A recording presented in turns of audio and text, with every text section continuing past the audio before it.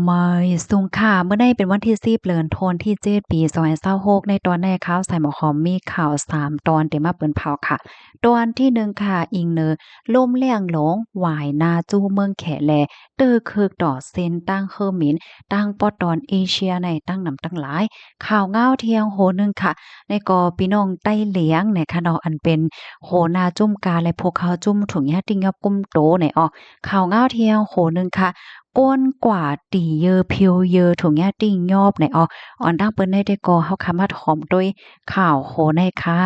เซียนตั้งลมเลี่ยงหลงมื้อเลียวในก็ได้เลยว่ามงจูตั้งปอตอนเอเชียไหนเนาะเมื่อวันที่9เดือนธันวาคมที่7ปี2026ในมีข่าวง่าวออกมาว่าอิงเนอล่มเลี่ยงหลงซูเปอร์ไตโฟนป้าหวีแหน่มันมงจูตั้งปอตอนเอเชียในเฮาก็ตึกเคิกดอเซนตั้ง เฮอมีในตั้งน้ำค่ะปยกก้นเป็นโคมเหมือนเลยค่ะพรตุ่มยวนนะคะไล่หัวล่มแรงหลงซูเปอร์ไตโฟนปาหวีในตั้งกว้างมันในหมวก1เห็นกิโลเมตรปั่นม่วนค่ะปองว่าผู้ลี้ภัยอยู่ที่หิมห้อมในในวงกลาง1เห็นกิโลเมตรเนี่ยก็มันก็จังเลยค่ะพรตุ่มยวนนั่นขนาดเนาะอำนั้นก็มันง่ายเหมือนตั้งกว้างของเมืองฝรั่งเศสนะคะก็ตื้อเคิกต่อสายการมิน โตเอเชียปอดวันออกค่ะเฮอมินมังล่ำในไล่กึดค่ะเฮอมินมังล่ำในก่อนไล่เปลี่ยนไปแลกลายข้าวยามมันเพราะว่าโคมเหย้าเฮอมินอันไรฮับพ่อนต้มยอนก็มีอยู่หมอก1ปาก80เลเจังไหนขาตื้อเคิกดอกก้นออกตาไปตั้งในหมวกโหหมื่นมันเฮ็ดจังไหนค่ะเฮาก็ไล่ฮู้ว่าล่มเลี่ยงลงในเข้าจำไต้หวันน่ะเหย้าเมอคำว่าในค่ะนะเพราะว่าเข้าไต้หวันเหย้าก็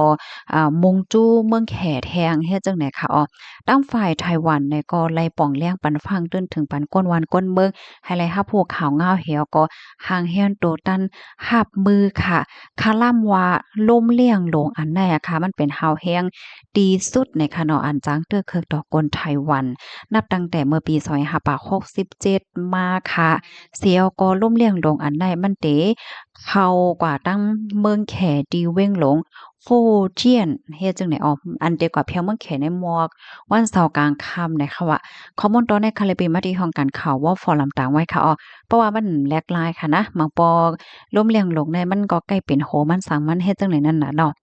กำในเฮาค่ะมาถ่อมด้วยข่าวเงาแทงตอนหนึ่งค่ะมาถ่อมด้วยข่าวเงาพี่น้องใต้เหลียงค่ะเนาะอันนี้ก็ถูกย่าติ่งยอบกุมโตว่าจั่งใดมื้อวันที่9เดือนธันวาคมที่7ปี2026ในมีข่าวง่าออกมาว่าโหเปาจุ้มฝ่ายตั้งกาฟิงแงฟิงทุ่งใต้เหลียงในทุ่งอินต่อจี้และลูกจุ้มแทง3ก่อถูกย่าซึกขาง KIA และดัง PDF ติ่งยอบโตพองตึกเฮ็ดเข้าพักกินดีวานนั่นมีหลองเจอเวียงเมืองย่างว่าจังไหนกวนเมืองในเปิ้นดีลาตีสื่อข่าว The Voice of Shani ว่า ลองในเป็นกว่าเมื่อวันที่6เดือนธันวาคมปี2026แลเมื่อจุ้มซึกจริงยอบข่าวกว่านั่นปกหน้าปกตาเสยินว่าเอากว่าคำคอกไว้ดีตับยองเป็นย่อมปันผู้ไลภัยกว่าทบเจ้าเขาเป็นฮือในก็ไปไลคู่ข่าวในเขาสีก็นั่นโกวินจ่อเป็นโหเป้าเขาแลเป็นก้นวานหน้าลัดดานถึงมาในวันที่8เดือนธันวาคมปี2026ก็จุ้มซึกเขาไปย่อมปล่อยปันโตให้ปอขึ้นตั้งเฮิรนว่าไหนคะหนังฮือเจอข่าวป้อเตป่นรอดออกมาไล่ตีในมือจุ่มซึกขาง KIA PTF นั่นอยู่ที่พ่อแม่พี่น้องตั้งเฮิรนอีกป้าผู้เกี่ยวข้องเขาตึกคัดจ่ายเฮ็ดสร้างตาจอยเทียมออกมาอยู่ว่าไหนค่ะข้อมูลตอนให้คาลิปีมาที่ห้องการข่าวได้รอดแล้วต่างไว้ค่ะลูกที่ข่าวง้าโฮในเสแลกำในเฮาคามาถ่อมด้วยข่าวง้าแทงตอนหนึ่งค่ะ อันนี้ก็เรียกเลยว่าเป็นข่าวเงาลงใหญ่ดอนดาพี่น้องแห่งการยานเมืองค่ะนะกวนกว่าตีเยอยากว่าตัดยาจ้อนยาถุงยาติงยากุมโต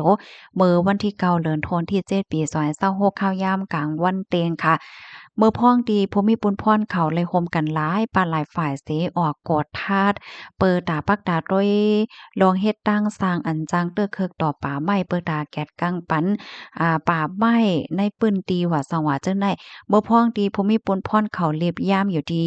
หิมห้อมป่าดีหนึ่งอันมีไว้อยู่ดีวานห้วยต้นตองแม่ท่าลบเจอเว้งใช้ปาการเจดอนเกี้ยงใหม่ค่ะก็ครบทบหันค่อยจ้วนยา ทางยาเนาะยอก็ทบหันป้าก้น3ก่อค่ะมีป้าเคิงตัดยาเหเหมือนจังว่าอ่อนกันตัดยาว่าซองว่าเฮ็ดจังไหนเนี่ยเนาะกำนันตั้งฝ่ายภูมิพลพรเขาเนี่ยก็ไล่ร่วมคอบจื้อเขาเหี่ยวก็แหน่ว่าในเป็นภูมิพลพรนาเนี่ยเนาะก็เลยติ้งยับกุมโตจื้อเขาค่ะยึดเอาป้าเคิงใจโคตื้อบ่ได้เป็นเคิงตัดยา2เคิงจากลาด1เคิง หรือนั่นก็มีเทียงเคิงใจโคตรตื้อต่างเจอต่างเปิงเทียงคานำมาหนังนำมันจากว่าโลดเคิงว่าเจ้านายเนี่ยเลยต้องไล่ถามเสียเจ้าเขาสามก็นั่นลาดว่าลาดเหมือนกันหมดค่ะนะว่าเขานั่นใจเจ้าของมันนั่นน่ะเนาะก้อยไล่กินจางเปินค่ะเปิ้นจางมาตัดยาเพียวยาให้ก็มาไล่ค่าจ้าง1วันละ3ปากหวาดกะนานก้อยเฮ็ดไหนตั้งฝ่ายผู้มีปุนพ่นเขากดท่าเถียวก็โคบโทบหันว่าปื้นตีอันไรรับพ่นตุ้มยอนก็ทั้งหมดเนี่ยมีอยู่11ไฮ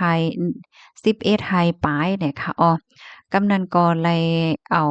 โตเจอเขานั้นส่งกับที่ห้องปลีค่ะในตัวตามตีว่าโฮมกันป่นเปลี่ยนเข้ามาในลีนเมืองอันแห่หามแล้วก็มีลองเฮ็ดตั้งสร้างอันเตอร์เคิกต่อป่าไม้ป่าเทินเนาะมีลองมาจอนมาติมาเพียวเลยติมเลยรับขว้างเลยเฮ็ดจังนี้แล้วก็เอาโตเจอเขาในส่งกับที่ห้องปลีกชัยปราการค่ะเปิดดาคับเคืองกว่าจำหนังปักเปิงหมายมีหวานเมืองมีข้อมูลตอนในคาลิปีมาที่ห้องการข่าว เสพข่าวเชียงใหม่ต่างไว้นะคะ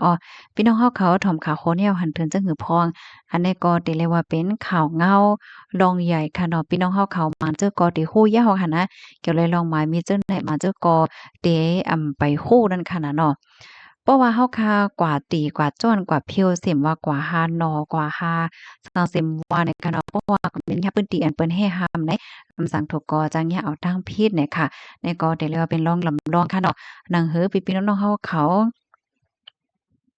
หนังหือพี่ๆน้องๆเฮาค่ะซัมบ่เตียจังเลยรับรู้และฟ้านสติกันนั่นก็แค่นรอสึกบอกลาปันกันค่ะนะเฮ็ดหยังในมื้อกาก่อนโป้นมาจังได๋ไผก็ม่วนค่ะเนาะว่าการที่ก่อนกินจ้างเปิ้นเพียวเยอะเพียวยาตีเยอะตียาเนี่ยมันเตพิท่าสังหายเนี่ยมันก็ม่วนถึงนั่นขนาดเนาะย่ำม่วนยาลูกก่อนเนี่ยก้อยกะว่าข้าวอันใดมันก็แน่หันว่าเพราะว่าเฮาคากว่าติกะเพียวเยอะยาจ้อมห้วยจ้อมร้อยเนี่ยสั่งถูกก็จังเนี่ยเอาตั้งพิษไรเนี่ยค่ะ ย่อก็อันแค่ฟังบัดพี่น้องคาแถมมิ้วหนึ่งซ้ำในมังก็ได้ทำกว่าคาตีเลียนเปิ้นพกผ้าเยอะนั่งเขียวมองมาคาโคเลยเจ้าเนี่ยเนาะอันนี้ก็สติกบมันยาตีลีนอันเป็นของหลวงปองจึงอันเปิ้นเฮ็ดหามไว้ไหลเจ้าในเนี่ยค่ะยินจมูกก็ที่รับถอมปันแห้งค่ะมอยสุงค่ะ